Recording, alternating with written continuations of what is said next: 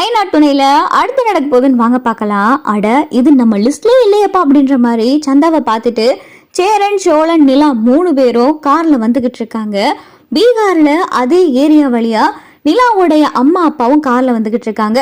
எதிர்பாராத விதமா 2 பேருடைய காரும் ஏத்தாப்ல வரையில மோத நிலையில வருது. அப்ப டிரைவர் இறங்கி எப்படிடா காரை ஓட்டுற அப்படின்னு சொல்லி சத்தம் போட்டுக்கிட்டு இருக்கையில கார்ல இருந்து நிலாவுடைய அம்மா அப்பா இறங்க. என்ன பிரச்சனை அப்படின்னு சொல்லிட்டு நிலா சோழன் சேரன் 3 பேரும் கார்ல இருந்து இறங்க. இங்க நிலாவுடைய அம்மா அப்பா நிலாவை பார்க்க, மனோகரும் தேனும் நிலாவை பார்க்க, என்ன நிலா அப்படின்னு சொல்லிட்டு வேகமா தேனு வந்து, நிலா என்ன நிலா நீ என்ன பண்றீங்க அப்படின்னு சொல்லிட்டு தேனு கேட்கவும், இல்லம்மா ஒரு விஷயமா வந்து, ஆமா நீங்க என்னங்க அப்படின்னு சொல்லி நிலா கேட்கவும், மனோகர் இங்க நிலாவையே பார்த்துக்கிட்டு இருக்காரு.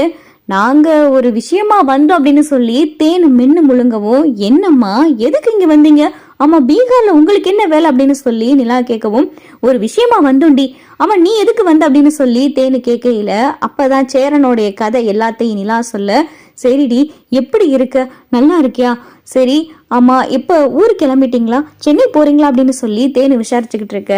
அப்பதான் சோழன் வந்து மனோர்கிட்ட, என்ன சார் எப்படி இருக்கீங்க, நல்லா இருக்கீங்களா அப்படின்னு சொல்லி சோழனும் கேட்க, சேரனும் வந்து கேட்காரு, சார் நல்லா இருக்கீங்களா அப்படின்னு சொல்லிட்டு சேரனும் கேட்க. அப்பதான் மனோகர், நல்லா இருக்கேன், நீங்க எப்படி இருக்கீங்க அப்படின்னு சொல்லிட்டு சேரன் கிட்டையும் சோழன் கிட்டையும் மனோகர் கேட்கிறாரு. சரிம்மா நான் வந்தது சரி, நான் இங்க ஏன் வந்தேன்னு உங்களுக்கு சொல்லிட்டேன். ஆமா பீகார்ல உங்களுக்கு என்ன வேலை, அதுவும் அப்பாவும் நீங்களும் இங்க வந்திருக்கீங்க, என்ன விஷயமா வந்திருக்கீங்க அப்படின்னு சொல்லிட்டு நிலா கேட்கவும், தேனை பார்த்தா தயக்கத்திலே இருக்காங்க.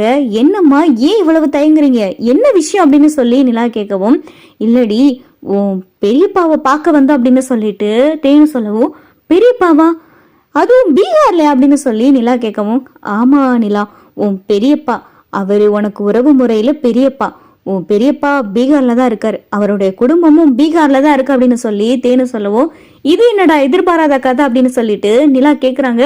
என்னம்மா சொல்றீங்க, பெரியப்பா பீகார்லயா, ஆமா யாரு, அப்பாவுடைய என்ன ரிலேட்டிவ் அப்படின்னு சொல்லிட்டு நிலா கேட்கவும், அப்பதான் தேனு, இந்த விஷயம் உனக்கு தெரியாது நிலா, நீ காலேஜ் படிக்கிற வரையுமே இந்த விஷயம் உனக்கு தெரியாது, அதுக்கப்புறம் தான் நீ காலேஜ் படிச்சு முடிச்சதுதான் உனக்கு கல்யாணம் ஏற்பாடு பண்ணி நீ இந்த பக்கமா வந்துட்டியே.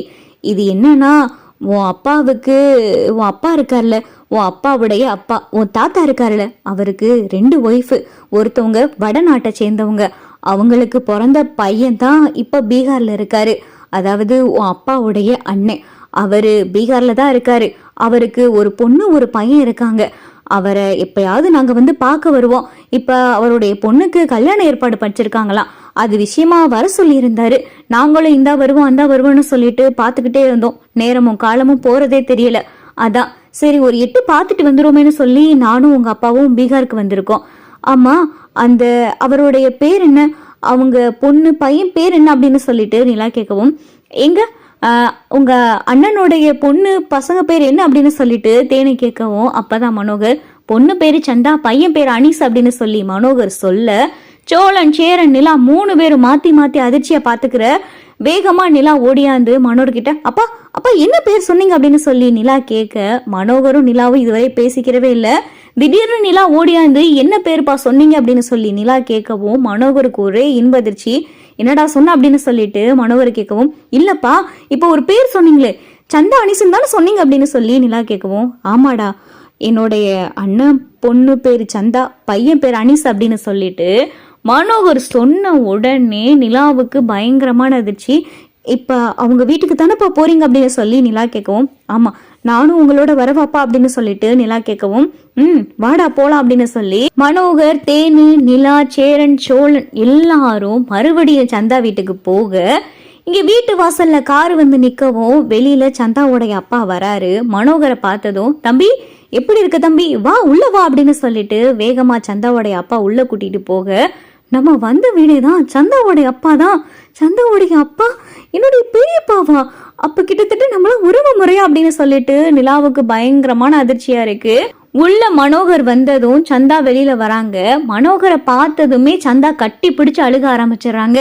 சந்தா சந்தா என்னம்மா என்னாச்சு அப்படின்னு சொல்லி மனோகரை கேட்க, அப்பதான் ஹிந்தியிலேயே சந்தா இந்த மாதிரி பிடிக்காத மாப்பிள்ளைய அப்பா ஏற்பாடு பண்ணியிருக்காரு, நான் சென்னையில இந்த மாதிரி ஒருத்தரை காதலிக்கிறேன் அப்படின்னு சொல்லிட்டு சந்தா எல்லா விஷயத்தையும் சொல்லவும், வாசல்ல தான் நிலா சேரன் சோழன் 3 பேரும் நிக்கிறாங்க.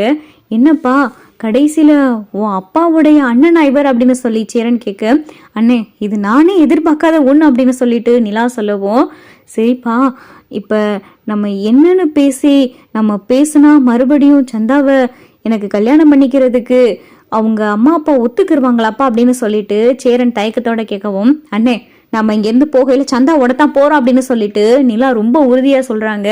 பின்னாடியே பார்த்தா நிலா வரவும் அப்பதான் சந்தாவோடைய அம்மா அப்பா பாக்குறாங்க. இப்பதானே போனீங்க, மறுபடியும் எதுக்கு வந்திருக்கீங்க அப்படின்னு சொல்லி மறுபடியும் சந்தாவோடைய அம்மா அப்பா கத்த, அப்பதான் மனோகர் என்னன்னே என்ன பிரச்சனை அப்படின்னு சொல்லி மனோகர் கேட்கவும், அப்பதான் சந்தாவோடைய அப்பா, இந்த நிக்கிதிலே இந்த பொண்ணும் அப்புறம் கூட வந்திருக்கிற பசங்க அந்த நிக்கிறானே அந்த பையன்தான் சந்தாவை காதலிக்கிறானா, சந்தாவும் அந்த பையனை காதலிக்கிறாங்களாம்.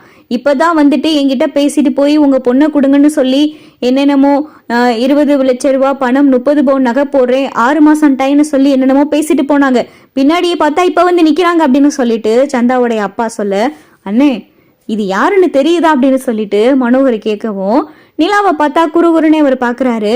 அண்ணே உங்களுக்கு இன்னுமா தெரியல, நீங்க குழந்தையில பார்த்தது, நீங்க தான் சென்னை பக்கமே வர மாட்டேங்கிறீங்களே, சென்னைக்கு நீங்க வாங்க வாங்கன்னு நானும் உங்களை கூப்பிடாத நாள் கிடையாது, ஆனா நீங்க வரவே மாட்டேங்கிறீங்க. பீகாருக்கு எப்பயுமே நானும் தேனும் மட்டும்தானே வருவோம், நாங்க பசங்களை இதுவரையே கூட்டிட்டு வந்தது இல்லையே, நீங்க பார்த்ததில்ல ஏன் பொண்ணு நிலா அப்படின்னு சொல்லிட்டு மனோகர் சொல்லவோ சந்தாவோடைய அப்பாவுக்கு பயங்கரமான அதிர்ச்சி. என்ன தம்பி சொல்ற, ஓ பொண்ணு அப்படின்னு சொல்லி சந்தாவோடைய அப்பா கேட்கவும், ஆமா என் பொண்ணு நிலா அப்படின்னு சொல்லி மனோகர் சொல்லவும் இங்க சந்தாவும் பார்த்தா திருன்னு முழிக்கிறாங்க. ஆக மொத்தத்துல பாத்தீங்கன்னா நீங்க வேற எங்கேயும் உங்க பொண்ணை கொடுக்க போறது கிடையாது, நம்ம சந்தாவை நிலா இருக்கிற வீட்டுலதான் கொடுக்க போறீங்க.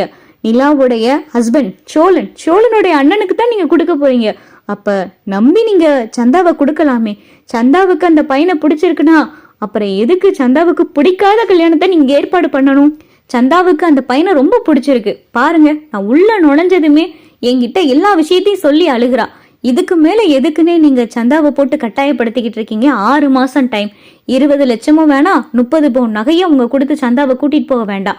சந்தாவை நீங்க தாராளமா என்னைய நம்பி நீங்க அந்த பையனுக்கு கட்டி கொடுக்கலாம் அப்படின்னு சொல்லிட்டு மனோகர் சேரனுக்கு ஏத்துட்டு பேசவும் சேரன் மனோகரை பார்த்து கையெடுத்து கும்பிடுறாரு. ரொம்ப நன்றி சார் அப்படின்னு சொல்லிட்டு சேரன் சொல்லவும், அட விடுப்பா, நம்ம எல்லாமே ஒண்ணுக்குள்ள ஒன்னாயிட்டோம்.